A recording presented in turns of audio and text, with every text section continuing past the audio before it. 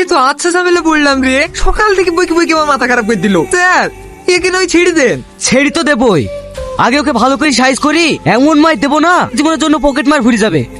Sir ও যদি pocket না মারে তাহলে আমরা খাবো কি? তোমরা কারা একটা পকেট মারার জন্য উকালতি করতে এসো? মিলন চাচা, তোমরা আবার এখানে এলে কেন? তুই আমাদের জন্য লকআপে থাকবি আর আমরা আশ্রমে আরামে ঘুমিয়ে থাকবো বল? আশ্রম মানে? আমি তো আপনাদের কোনো কথাই বুঝতে পারছি না। ও নিজে খাবার জন্য এ কাজ করেনি স্যার। একটা বৃদ্ধাশ্রমে আমরা অনেক কজন অসহায় লোক থাকি, আমাদের সব দায়িত্ব ওই সালমার। ও যদি লকআপে থাকে তাহলে আমরা না খেতে পেয়ে মারা যাবো স্যার। স্যার সালমাকে ছেড়ে দেন না স্যার। এইটুকু মেয়ে তুই এত বড় দায়িত্ব নিয়েছিস? হাবিলদার ওকে ছেড়ে দাও। আচ্ছা ঠিক আছে স্যার।